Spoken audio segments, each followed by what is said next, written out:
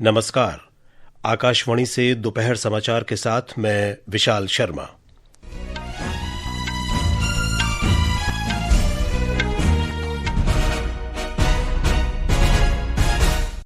मुख्य समाचार। प्रधानमंत्री नरेंद्र मोदी और चीन के राष्ट्रपति शी चिनफिंग ने इस बात पर जोर दिया कि भारत और चीन विकास साझेदार हैं, प्रतिद्वंदी नहीं, और मतभेदों को विवाद में नहीं बदलना चाहिए। दोनों नेताओं ने थियनचिन में शंघाई सहयोग संगठन शिखर सम्मेलन के दौरान मुलाकात की।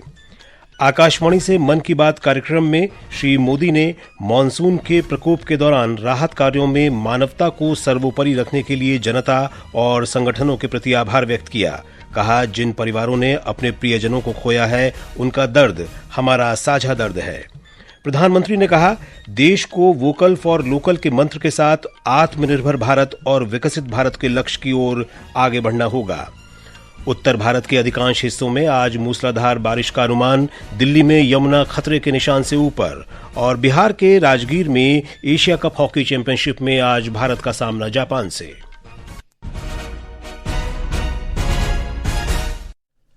अब समाचार विस्तार से। प्रधानमंत्री नरेंद्र मोदी और चीन के राष्ट्रपति शी चिनफिंग ने कहा है कि दोनों देश परस्पर विकास के भागीदार हैं, न कि एक दूसरे के विरोधी, और आपसी मतभेद विवाद में नहीं बदलने चाहिए। श्री मोदी और श्री चिनफिंग ने चीन के थियनचिन में शंघाई सहयोग संगठन की बैठक के क्रम में मुलाकात की। प्रधानमंत्री ने कहा कि सीमा पर शांति बनाए रखना आपसी संबंधों के निरंतर विकास के लिए जरूरी है। दोनों नेताओं ने पिछले वर्ष सीमा पर दोनों देशों के सैनिकों की वापसी पर संतोष व्यक्त किया। दोनों नेताओं ने सीमा मुद्दे के निष्पक्ष, तर्कसंगत और परस्पर स्वीकार्य समाधान पर सहमति व्यक्त की, ताकि समग्र द्विपक्षीय संबंध और दोनों देशों के दीर्घकालिक हित बने रहें। दोनों देशों ने व्यापार घाटा कम करने के लिए आपसी व्यापार और निवेश को बढ़ाने पर जोर दिया। प्रधानमंत्री ने कहा कि भारत और चीन के संबंधों को तीसरे देश की नजर से नहीं देखा जाना चाहिए। दोनों नेताओं ने स्वीकार किया कि आतंकवाद और निष्पक्ष व्यापार जैसे मुद्दों और चुनौतियों पर वैश्विक मंचों पर साझा रुख अपनाना जरूरी है। श्री मोदी ने कहा कि भारत और चीन के बीच सहयोग से पूरी मानवता के कल्याण का मार्ग प्रशस्त होगा। सीमा पर डिसएंगेजमेंट के बाद शांति और स्थिरता का माहौल बना हुआ है। हमारे स्पेशल रिप्रेजेंटेटिव्स के बीच बॉर्डर मैनेजमेंट के संबंध में सहमति बनी। कैलाश मानसरोवर यात्रा फिर से शुरू की। दोनों देशों के बीच डायरेक्ट फ्लाइट भी फिर से शुरू की जा रही है। हमारे सहयोग से दोनों देशों के 2.8 बिलियन लोगों के हित जुड़े हुए। इससे पूरी मानवता के कल्याण का मार्ग भी प्रशस्त होगा। रूस के राष्ट्रपति व्लादिमीर पुतिन ने कहा है कि रूस और चीन ब्रिक्स देशों पर भेदभावपूर्ण प्रतिबंधों के खिलाफ हैं। एक समाचार एजेंसी से उन्होंने कहा कि दोनों देशों ने ब्रिक्स देशों के सामाजिक आर्थिक विकास को बाधित करने वाले प्रतिबंधों के खिलाफ साझा रुख अपनाया है। श्री पुतिन चीन की 4 दिन की यात्रा पर आज सुबह थियनचिन पहुंचे। वे शिखर सम्मेलन के दौरान प्रधानमंत्री नरेंद्र मोदी के साथ बैठक करेंगे। प्रधानमंत्री नरेंद्र मोदी ने कहा है कि देश को स्थानीय उत्पादों को बढ़ावा देने के लिए वोकल फॉर लोकल, आत्मनिर्भर भारत और विकसित भारत के मंत्र के साथ आगे बढ़ना होगा। आकाशवाणी से मन की बात कार्यक्रम में आज उन्होंने कहा कि देशवासियों को स्वदेशी को ध्यान में रखना चाहिए। आने वाले दिनों में बहुत सारे त्योहारों की रौनक होगी। उन त्योहारों में आपको स्वदेशी की बात कभी भी भूलनी नहीं है। उपहार वही जो भारत में बना हो, पहनावा वही जो भारत में बुना हो, सजावट वही जो भारत में बने सामान से हो, और भी ऐसा बहुत कुछ। एक ही मंत्र, वोकल फॉर लोकल। एक ही रास्ता, आत्मनिर्भर भारत। एक ही लक्ष्य, विकसित भारत। प्रधानमंत्री ने कहा कि त्योहारों की खुशियों के बीच स्वच्छता पर जोर देते रहना चाहिए, क्योंकि जहां स्वच्छता है वहां त्योहारों का आनंद भी और बढ़ जाता है। उन्होंने कहा कि एक भारत श्रेष्ठ भारत की भावना देश के विकास के लिए बहुत जरूरी है और इसमें खेलों की बड़ी भूमिका है। उन्होंने श्रीनगर में आयोजित प्रथम खेलो इंडिया जल क्रीड़ा उत्सव की चर्चा की। पहला खेलो इंडिया वाटर स्पोर्ट्स फेस्टिवल, और वो भी श्रीनगर की डल झील पर हुआ। इसका उद्देश्य है जम्मू कश्मीर में वाटर स्पोर्ट्स को और लोकप्रिय बनाना। इसमें पूरे भारत से 800 से अधिक एथलीट्स ने हिस्सा लिया। महिला एथलीट्स भी पीछे नहीं रही, उनकी भागीदारी भी लगभग पुरुषों के बराबर थी। मैं उन सभी खिलाड़ियों को बधाई देना चाहता हूं जिन्होंने इसमें भाग लिया। प्रधानमंत्री ने कहा कि मानसून के दौरान प्राकृतिक आपदाएं देश को कसौटी पर कस रही हैं। पिछले कुछ हफ्तों में देश ने बाढ़ और भूस्खलन का बड़ा कहर देखा है। श्री मोदी ने कहा कि संकट की इस घड़ी में स्थानीय लोगों, सामाजिक कार्यकर्ताओं, चिकित्सकों और प्रशासन ने हर संभव प्रयास किए हैं। जिन परिवारों ने अपने प्रियजन खोए, उनका दर्द हम सबका दर्द है। जहां भी संकट आया, वहां के लोगों को बचाने के लिए हमारे एनडीआरएफ, एसडीआरएफ के जवान, अन्य सुरक्षा बल, हर कोई दिन रात जुटे रहे। थर्मल कैमरे, लाइव डिटेक्टर, स्नीफर डॉग्स और ड्रोन सर्विलेंस ऐसे अनेक आधुनिक संसाधनों के सहारे राहत कार्य में तेजी लाने की भरपूर कोशिश की गई। मैं ऐसे हर नागरिक को हृदय से धन्यवाद देता हूं जिन्होंने इस कठिन समय में मानवीयता को सबसे ऊपर रखा हुआ है। प्रधानमंत्री ने डिजिटल ऐप प्रतिभा सेतु की चर्चा की। प्रतिभा सेतु में उन उम्मीदवारों का डेटा रखा गया है जिन्होंने यूपीएससी की अलग अलग परीक्षाओं के सभी चरण पास किए, लेकिन अंतिम मेरिट लिस्ट में उनका नाम नहीं आ पाया। इस पोर्टल से प्राइवेट कंपनियों इन होनहार स्टूडेंट्स की जानकारी लेकर उन्हें अपने यहाँ नियुक्ति दे सकती है। इस प्रयास के नतीजे भी आने लगे हैं। सैकड़ों उम्मीदवारों को इस पोर्टल की मदद से तुरंत नौकरी मिली है और वो युवा जो मामूली अंतर से रुक गए थे, अब नए आत्मविश्वास के साथ आगे बढ़ रहे हैं। प्रधानमंत्री ने प्रसन्नता व्यक्त करते हुए कहा कि भारत में फुटबॉल की लोकप्रियता निरंतर बढ़ रही है। उन्होंने मशहूर पॉडकास्टर लेक्स फ्रीडमैन के साथ हुई बातचीत की चर्चा करते हुए कहा कि जर्मनी के फुटबॉल खिलाड़ी और प्रशिक्षक डिटमर बेयर्स डोर्फर ने उस पॉडकास्ट को सुना और वे युवा फुटबॉल खिलाड़ियों की जीवन यात्रा से बहुत प्रभावित हुए। जर्मनी के इस कोच ने शहडोल के कुछ खिलाड़ियों को जर्मनी की एक एकेडमी में ट्रेनिंग देने की पेशकश की है। इसके बाद मध्य प्रदेश की सरकार ने भी उनसे संपर्क किया है। जल्द ही शहडोल के हमारे कुछ युवा साथी ट्रेनिंग कोर्स के लिए जर्मनी जाएंगे। श्री मोदी ने कहा कि सौर ऊर्जा किसानों के जीवन में बड़ा बदलाव ला रही है। उन्होंने बिहार के मुजफ्फरपुर की देवकी का उल्लेख करते हुए बताया कि उन्हें अब सोलर दीदी के नाम से जाना जाता है। मुजफ्फरपुर के रतनपुरा गांव के रहने वाली देवकी जी को लोग अब प्यार से सोलर दीदी कहते हैं। उनका जीवन आसान नहीं था, लेकिन उनका हौसला कभी टूटा नहीं। वो एक सेल्फ हेल्प ग्रुप से जुड़ी और वहीं उन्हें सोलर पंप के बारे में जानकारी मिली। उन्होंने सोलर पंप के लिए प्रयास शुरू किए और उसमें सफल भी रही। सोलर दीदी के सोलर पंप ने इसके बाद जैसे गांव की तस्वीर ही बदल दी। जहां पहले कुछ एकड़ में जमीन की सिंचाई हो पाती थी, अब सोलर दीदी के सोलर पंप से 40 एकड़ से ज्यादा क्षेत्र में पानी पहुंच रहा है।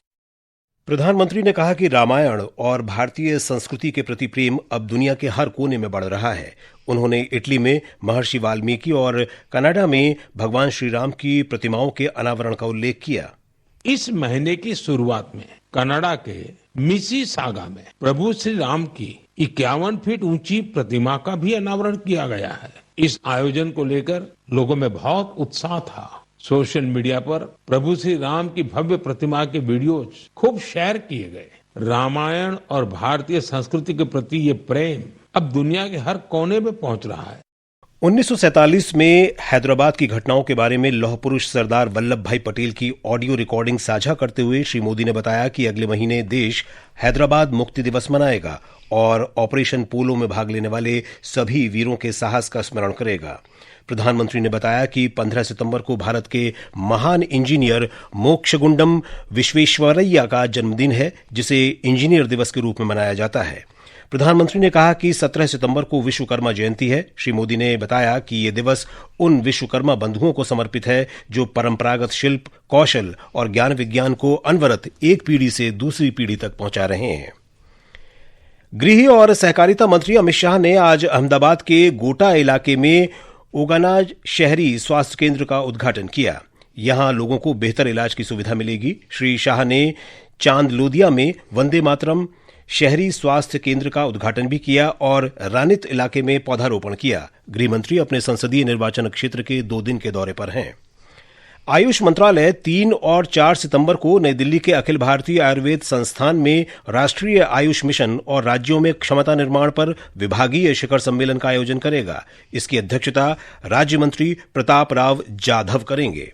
ये समाचार हमारी वेबसाइट www.newsonair.gov.in और हमारे न्यूज ऑन एआईआर ऐप पर भी उपलब्ध हैं। दोपहर समाचार में आपका फिर स्वागत है। मौसम विभाग ने आज पश्चिमी उत्तर प्रदेश, पंजाब, हरियाणा, चंडीगढ़, पूर्वी राजस्थान, हिमाचल प्रदेश और उत्तराखंड में बहुत तेज वर्षा का अनुमान व्यक्त किया है। हिमाचल प्रदेश में लगातार वर्षा के कारण 3 राष्ट्रीय राजमार्ग और 819 संपर्क मार्ग बंद हैं। हमारी संवाददाता ने बताया है कि 1236 ट्रांसफार्मर और 424 पेयजल योजनाएं भी ठप हैं। मौसम विज्ञान केंद्र शिमला ने आज चंबा, कांगड़ा और कुल्लू में भारी बारिश का ऑरेंज अलर्ट, जबकि मंडी, शिमला, सोलन और सिरमौर जिले के लिए येलो अलर्ट जारी किया है। चंबा जिला के भरमौर में मणिमहेश यात्रा मार्ग में फंसे करीब 10,000 श्रद्धालुओं को अब तक सुरक्षित निकाला जा चुका है, जबकि लगभग 4,000 श्रद्धालुओं को सुरक्षित चंबा तक पहुंचाने के लिए प्रशासन युद्ध स्तर पर कार्य कर रहा है। वहीं जम्मू कश्मीर के सभी श्रद्धालु भी सकुशल अपने गंतव्य की ओर रवाना हो गए हैं। इस बीच चंबा जिला की पवित्र मणिमहेश यात्रा आज राधाष्टमी के पावन अवसर पर भरमौर के 84 मंदिर परिसर में संपन्न होगी। हालांकि पवित्र डल झील में सदियों पुरानी परंपरा प्राकृतिक आपदा के कारण इस बार पूरी नहीं हो सकी। प्रभा शर्मा, आकाशवाणी समाचार, शिमला। इधर राष्ट्रीय राजधानी दिल्ली में आज सुबह यमुना का जलस्तर खतरे के निशान से ऊपर चला गया। लगातार हो रही वर्षा के कारण नदी का जलस्तर 205.33 मीटर से ऊपर रहा। दिल्ली के मयूर विहार में बाढ़ से बचाव के लिए एक राहत शिविर लगाया गया है ताकि जलस्तर बढ़ने पर लोगों को सुरक्षित स्थानों पर पहुंचाया जा सके। केंद्रीय खेल मंत्री डॉक्टर मनसुख मांडविया ने आज नई दिल्ली में fit India Sunday on cycle के अवसर पर साइकिल रैली में भाग लिया। श्री मांडविया ने कहा कि राष्ट्रीय खेल दिवस के अवसर पर 3 दिन का खेल कार्यक्रम आयोजित किया गया है। आज देश भर में 10,000 से अधिक स्थानों पर संडे ऑन साइकिल कार्यक्रम का आयोजन किया जा रहा है। बिहार के राजगीर में पुरुष एशिया कप हॉकी चैंपियनशिप में आज भारत का मुकाबला जापान से होगा। ये मैच दोपहर 3 बजे से शुरू होगा। पूल ए के एक अन्य मैच में इस समय चीन का सामना कजाकिस्तान से हो रहा है। अमेरिकी ओपन टेनिस टूर्नामेंट के पुरुष डबल्स में युकी भांबरी और न्यूजीलैंड के माइकल वीनस की जोड़ी दूसरे दौर में पहुंच गई है। इससे पहले भारत के अनिरुद्ध चंद्रशेखर और विजय प्रशांत की जोड़ी ने अमेरिका के क्रिश्चियन हैरिसन और इवान किंग की जोड़ी को मात दी। तेलंगाना विधानसभा ने आज पंचायती राज संशोधन विधेयक और तेलंगाना नगरपालिका संशोधन विधेयक को सर्वसम्मति से पारित कर दिया। इससे आगामी स्थानीय निकाय चुनावों में पिछड़े वर्गों के लिए आरक्षण बढ़कर 42% हो जाएगा। मुख्यमंत्री ए रेवंत रेड्डी ने विधेयक को पेश करते हुए कहा कि राज्य सरकार शिक्षा, रोजगार और स्थानीय निकायों में पिछड़े वर्गों को 42% आरक्षण देने के लिए प्रतिबद्ध है। रिजर्व बैंक के गवर्नर संजय मल्होत्रा ने कहा है कि भारत जल्द ही दुनिया की तीसरी सबसे बड़ी अर्थव्यवस्था बन जाएगा। उन्होंने देश के विकास में तेजी के लिए प्रधानमंत्री जन धन योजना को श्रेय दिया। और अब अंत में मुख्य समाचार एक बार फिर। प्रधानमंत्री नरेंद्र मोदी और चीन के राष्ट्रपति शी चिनफिंग ने कहा है कि भारत और चीन विकास साझेदार हैं, प्रतिद्वंदी नहीं, और मतभेदों को विवाद में नहीं बदलना चाहिए। दोनों नेताओं ने तियानजिन में शंघाई सहयोग संगठन शिखर सम्मेलन के दौरान मुलाकात की। आकाशवाणी से मन की बात कार्यक्रम में श्री मोदी ने मानसून के प्रकोप के दौरान राहत कार्यों में मानवता को सर्वोपरि रखने के लिए जनता और संगठनों के प्रति आभार व्यक्त किया। प्रधानमंत्री ने कहा, देश को वोकल फॉर लोकल के मंत्र के साथ आत्मनिर्भर भारत और विकसित भारत के लक्ष्य की ओर आगे बढ़ना होगा। उत्तर भारत के अधिकांश हिस्सों में आज मूसलाधार बारिश का अनुमान। दिल्ली में यमुना खतरे के निशान से ऊपर और बिहार के राजगीर में एशिया कप हॉकी चैंपियनशिप में आज भारत का सामना जापान से। इसके साथ ही दोपहर समाचार का ये अंक समाप्त हुआ। नमस्कार।